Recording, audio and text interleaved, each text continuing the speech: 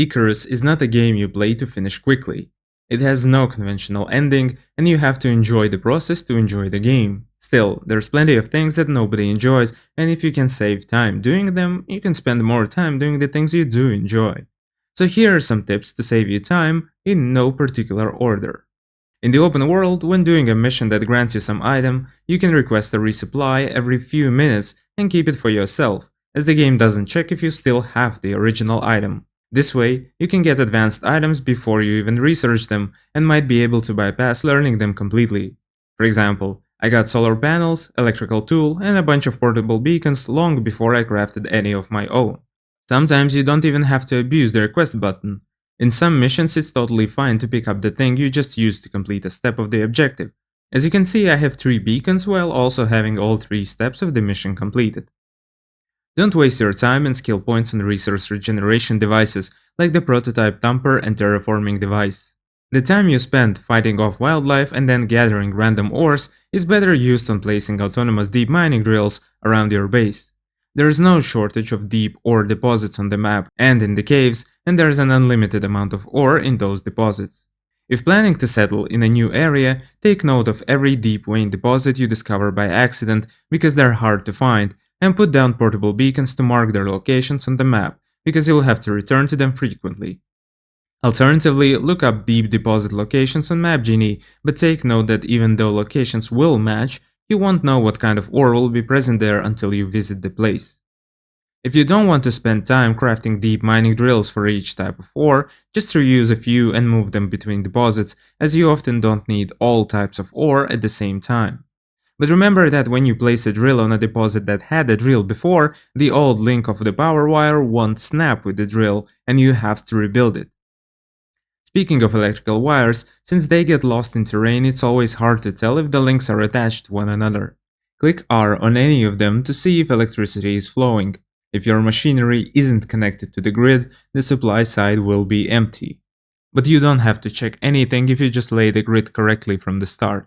The distance between links can't be too long, so it's best to place them down at regular intervals like this. If you exceed this length, it will get stuck and you'll have to go back to unstuck it, so it's best to click often. And if you ever need to stop putting down wire, make sure to do it in a visible place. When following these rules, I never had a problem with electrical wires looking like they're connected, but not actually being connected. Okay, looks like that sucker's ready to go. Also, if you make an error, you can always remove a link by clicking on it with the right mouse button. It might seem that you can't connect a power line or a water pipe to an already connected building, but what you need to do is aim your mouse at the line in front of the building rather than the building itself. And if your drills receive less power than they need, they will still operate, just at a worse efficiency. Same with other buildings. Similar to terraforming devices, don't waste time on vapor condensers. There are better and faster ways to get exotics than fighting 3 waves of angry predators. If you want to learn about them, just check out my exotics guide here. When you start a new open world prospect on Olympus, do the spelunking mission as soon as possible.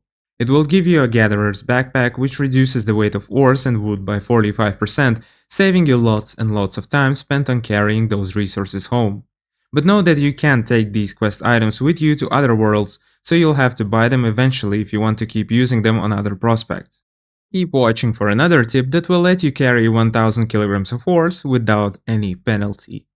There's a multitude of time-saving skills in the game that can add to this weight reduction bonus. Most of them are in the resources skill tree, like the one-hit mining that gives you a chance to mine a boulder like this in one swing, giving you 200 stone or more. This one is not as useful though, because when you get a good axe, you already chop down trees in 1 or 2 hits anyway. There are other time-saving skills hidden in other skill trees too. For example, you'll find tame movement speed buffs in the husbandry tree. There's a few skills and modules in the game that overlap in their function. For example, in Modules tab in Workshop you can pay a lot of exotics to have creatures highlighted or see creature health. But if you're playing solo, you can speedrun this skill tree and get to see the animal's HP pretty early on.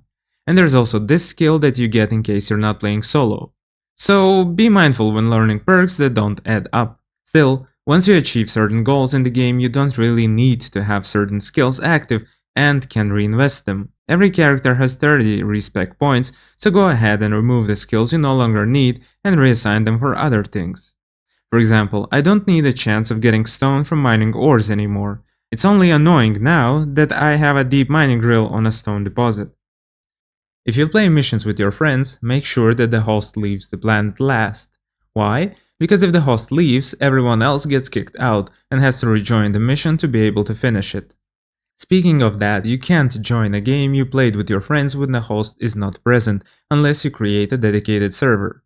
But even then, this dedicated server will also only work when the owner's computer is turned on.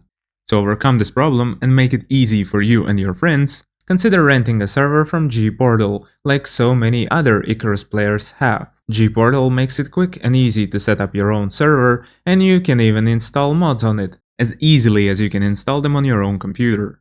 Actually, they were kind enough to offer a permanent 10% discount for you, my viewer. Use the link in the description to get yourself a server that's easy to use, has DDoS protection and top-of-the-line support. If you've been playing Icarus for a while, you might have faced some lags and stutters in the late game. This is because Icarus relies heavily on just one CPU core, where both the listen server and game client share the resources of the single core. Regardless if you play alone or with others, there are two simultaneous processes running, one of which hosts the world and the other hosts your character's data, graphics, effects, and so on. Once you fill the world with buildings, that's when you start to run into problems, as outlined here. So setting up a dedicated server to run on another core can greatly improve performance, and relegating the hosting of that server to G-Portal or any other hosting provider can improve performance even further, as then your computer won't have to host the whole in-game world. G-Portal has servers for more than 100 other games too, so don't forget to register with the link below to lock in your 10% discount off of any server forever with unlimited use and with no expiration date. And don't be afraid to start a new prospect on another map, you won't lose anything. You can hop between prospects freely from the load menu. If you ever wondered why you would ever need to use insurance, it's useful when you're playing missions and time runs out. Then, you can retrieve your workshop items from here. It's also useful in cases when someone else is hosting the game and then abandons it. This way, you don't lose your items. If you're playing the open world alone, you don't have to worry about insurance, so don't shoot yourself in the foot by choosing this and reducing your rewards.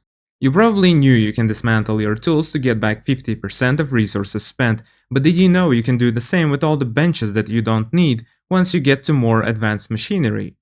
When looking at the map, you can place a waypoint by double-clicking on the spot. Do it before traveling so that you don't have to constantly open the map. There is also auto-run in this game. Unfortunately, it won't automatically turn on sprinting when you've got the stamina. Still, you can do other things like exploring the tech tree while you're on auto-run. It won't let you go into the menus and keep moving unless you're on a mount, though. Also, when moving on foot, you can hold down F to collect everything on your way. You don't have to click at each bush one by one. Also true for collecting logs and other resources. When you're on the move, you can feed and water your mount straight from your hand by clicking right mouse button. You can heal them with potions too. And when on top of a mount, you don't have to run around a cliff to descend from heights that would usually hurt your character. If the slope is not completely vertical, your mounts can pass down from them rather easily, as long as you are not also holding shift. Storms are biome specific, so if you find yourself near the edge of a biome, don't bother with finding shelter, just move over to another biome where you're likely to find the sun shining and life thriving. But if you're far away from another biome, a cave, starting pod, or a shelter, just mine a boulder and hide inside of it. You might think you need spikes and other fortifications to protect yourself from animal attacks, but all you really need is a little creature deterrent you can make fairly early on. Or if you have the time, build your base on water, and no one will ever attack you, your base, or your pets. This is especially helpful when you do the campaigns and worms start spawning in the world. Plus, it will be easier for you to get to your water wheels, as they need regular maintenance.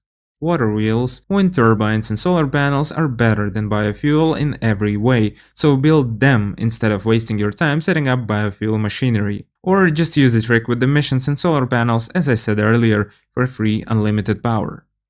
If you do use a lot of solar panels though, even several batteries won't save you from outages at night and subsequent food spoilage, provided you have a fridge, of course. But when you sleep, storms don't advance, and the power stored in your batteries doesn't get used. Basically, the world stops while you sleep, only the time of the day changes. Therefore, never skip sleep, there is no advantage to skipping it. You don't have to dismantle a building piece to replace it.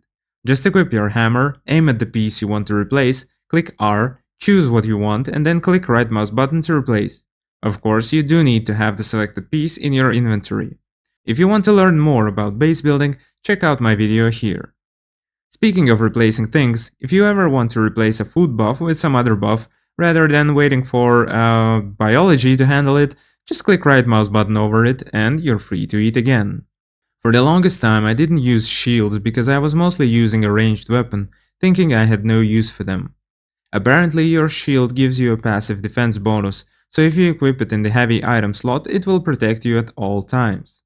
Look, this Scorpion boss deals 18 damage with shield equipped, 68 without the shield, and 13 if I equip and actively block incoming attacks. So bringing a shield to tough fights is definitely worth it. Speaking about bringing things, there are pouches in the game that, if you use them, won't add to your inventory weight. With 6 slots each, if you filled your inventory with pouches, you could have 180 slots for items and still be able to run without being over-encumbered. See how the weight is going down with each item I put into the pouch. I assume that's a bug and the devs might fix it by the time you watch this, so check if it works before crafting 40 pouches for yourself. Do note that you have to take out the items such as ammo for your character to be able to use them, and also know that if you move the pouches around, they will increase your weight. To fix that, just click sort. Still, even if you are over-encumbered, your mounts will still run at full speed as long as they are not over-encumbered too, so just load up a ton before going back home. If you have Great Hunts DLC, you can save yourself some blueprint points and some time crafting things if you start this campaign early, I'd say at level 40 or so. It will spawn a mining camp that has a lot of stuff like canteens, oxygen bottles, etc.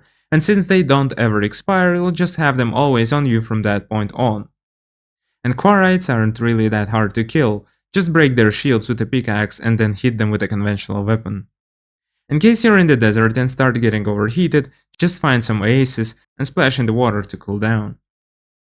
You can also click Q to loot all items quickly, for example here with the water wheels, I don't want to move my mouse and click through each wheel. And what are the tricks you have found to save yourself time? Share them below and check out my Icarus playlist for more guides and tips. Have a good one!